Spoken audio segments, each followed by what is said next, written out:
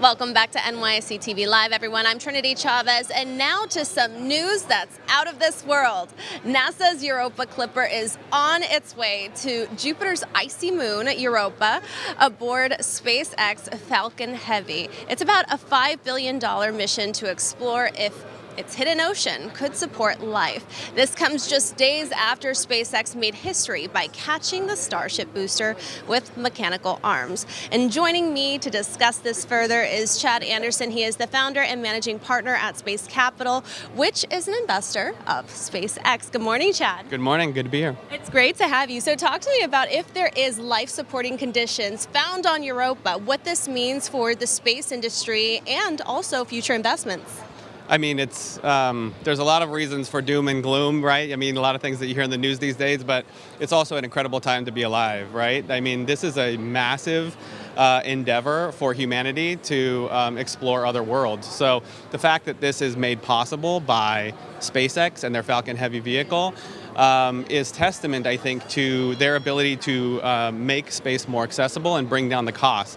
It's not only allowing entrepreneurs and new businesses to do business in space, but it's also allowing governments to do more with their limited budgets, like this Europa Clipper program. And how does SpaceX's recent success open the door for new opportunities, both from an investment standpoint, but also the broader space ecosystem?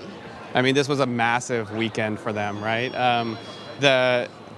And to witness the scale and ambition of this company is really, truly awesome.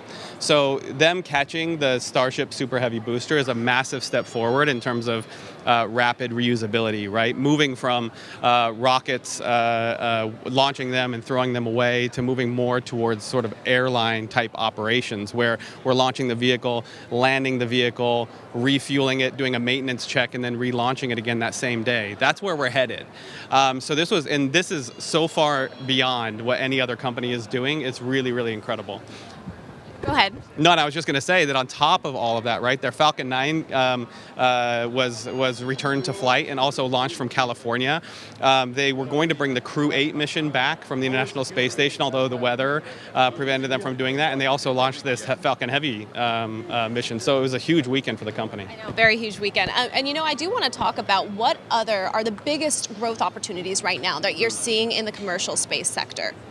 Right. So we've been operating in space for decades, but it's only recently become a category for investment.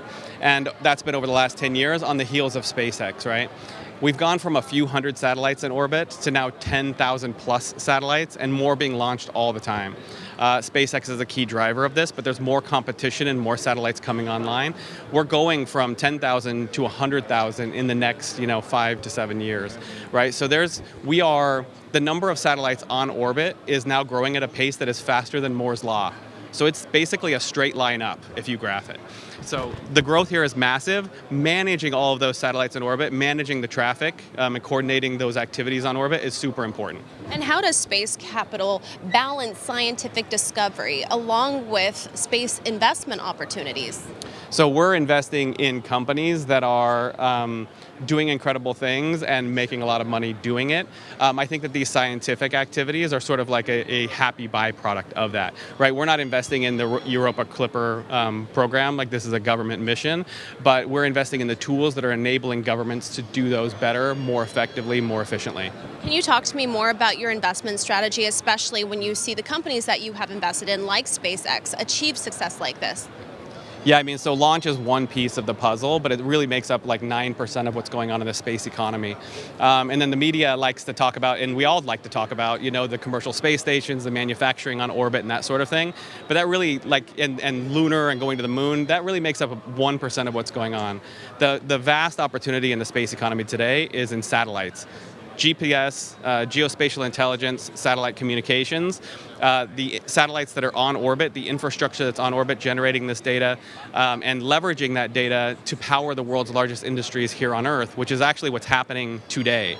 So one of the biggest opportunities for investors today is applying AI to geospatial data sets. We've had satellites in orbit for decades. generating vast amounts of data, and it's way too much for humans to comb through. Now that we have AI at our fingertips, we can apply that to these data sets and drive really useful insights that are allowing us to do all kinds of things, like powering business and industry, but also helping in disaster recovery.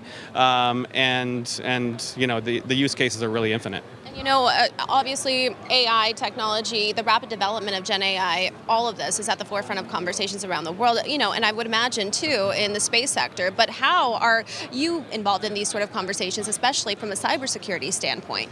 So we've also made several investments in cybersecurity. Obviously, space technologies are essential for our economic stability and our national security. So they are incredibly important to our economy, so they also make them prime targets for adversaries, right? So security is key, not just in terms of cybersecurity, which we're also investing in some of these areas as well. It's really important to, but also in terms of like kinetic capability, offensive and defensive capability, right? Now that we've gone from a world where there was, you know, a few hundred satellites in orbit that were really like, if something went wrong, you know, world leaders could pick up the phone and talk it out, right? These days, there's way too many players, there's way too many companies, there's way too much activity, right? We need to have mechanisms in place and companies in place that are helping to enable us to operate safely. A lot to look out for to operate safely. Thank you so much, Chad Anderson, managing partner at Space Capital, which again is an investor of SpaceX. Thank you so much for joining us. Thank you.